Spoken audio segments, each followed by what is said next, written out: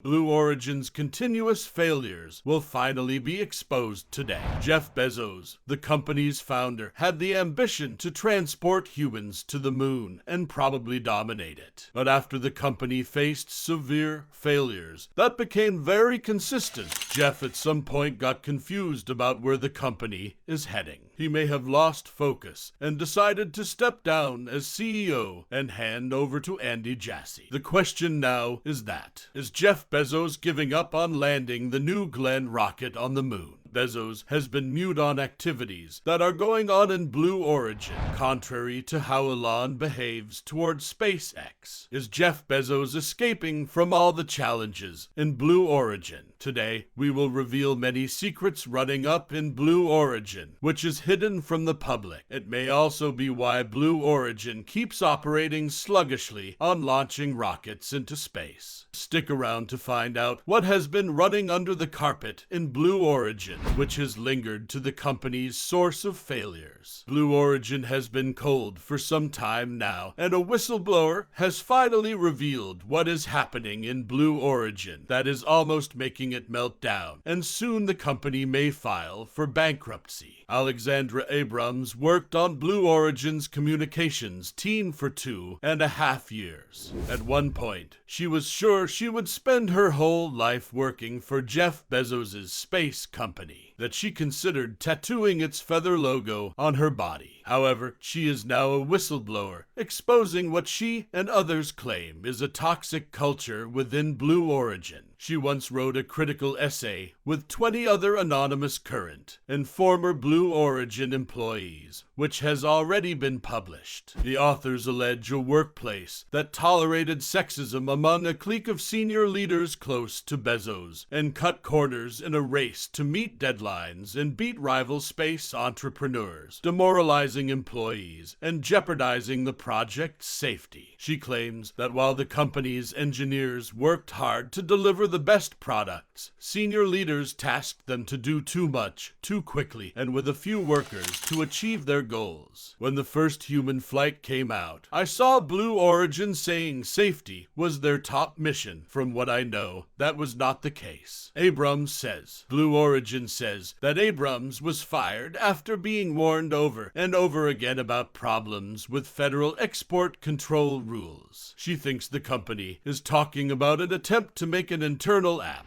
that left some company information on foreign servers. She helped report and fix this problem. Suppose you break government rules about space technology, you could get fired. But Abrams said she never got any written or verbal warnings like that. Instead, she says she was fired because she disagreed with changing employee contracts that would have forced all disputes, including those about sexual harassment, to be settled by binding arbitration. Similar stuff like this happened in Google. For instance, after several top executives were accused of sexual harassment, Google changed a similar policy to this to settle a lawsuit by shareholders. When Blue Origin wanted to make its employee contracts more binding by adding arbitration, Abrams said no and warned of a backlash. Ultimately, she persuaded the executives to remove sexual harassment from the arbitration policy. She says that Smith and other top leaders lost trust in her because of her decision. I felt complicit as the head of employee communications, says Abrams, who never got that Blue Origin tattoo. Now, she says, I feel that I am fulfilling my job description for the first time through this effort ... to give agencies and the public the information they need to change their approach, to provide oversight in a way that ensures safety. Talking about the ULA, they chose the B-4 engine for their next-generation Vulcan rocket. Since rocket science is difficult to come by, they are taking their time.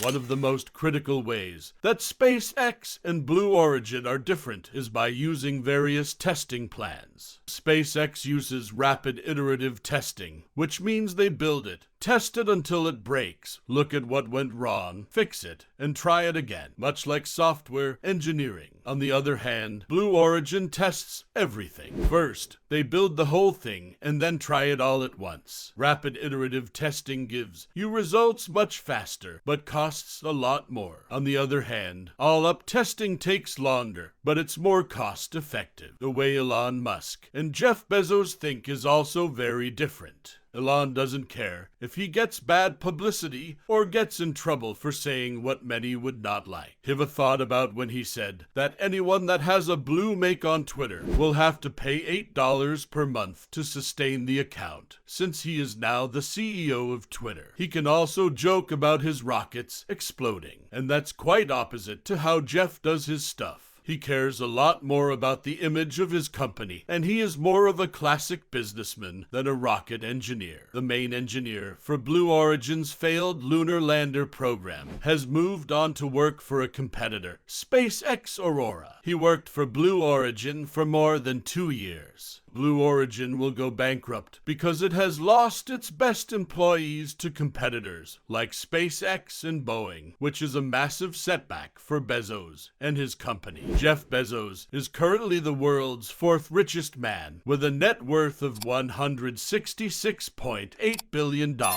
However, he stepped down from Amazon as CEO to dedicate more time to his initiative, like the Bezos Earth Fund. He handed over his role to Andy Jassy, who ran Amazon's cloud computing business. This means Bezos doesn't really have his company Blue Origin at heart. He has so many initiatives he is working on, yet he still needs to do some perfectly. Elon Musk, on the other hand, is the world's richest man with a staggering net worth of $191.2 billion, and he is the real deal. All his focus has always been on building one company, overseeing it, and making sure it is successful. Not just successful, but he also makes sure that any of these companies he has worked on is known all over the world before he moves to build another company. Musk concentrates on one thing, sees through it, and makes sure it's successful before moving to the next, unlike Jeff Bezos, who is scattered on all his ventures and handing it over to someone else as soon as he notices the company is not seeing much success. So, who can you tell should be called the boss here? Before we go any further, let's talk about the fact that the CEOs of both Blue Origin and SpaceX are two different capable billionaires. Over the years, their rivalry has led to some nasty name-calling and Twitter spats. All of the arguments between Bezos and Musk began in 2004 when neither Blue Origin nor SpaceX had done any launches. But Bezos and Musk met to talk about their plans for reusable rockets. Things didn't go as planned, but Musk said that he tried to give Bezos advice in 2013, but that Bezos ignored him. When both companies tried to rent the same launch pad from NASA, the rivalry between them heated up again. SpaceX wanted to be the only one to use the pad, so Blue Origin went to court to restrict SpaceX from using it. Bezos said it should be turned into a commercial spaceport for all launch companies, but Musk said it shouldn't be, and he took a shot at Blue Origin by saying that even after 10 years, they still haven't gotten anywhere. The company still needs to make an orbiting spacecraft that works. Blue Origin has had more bad luck than SpaceX getting the right to take over the launch site.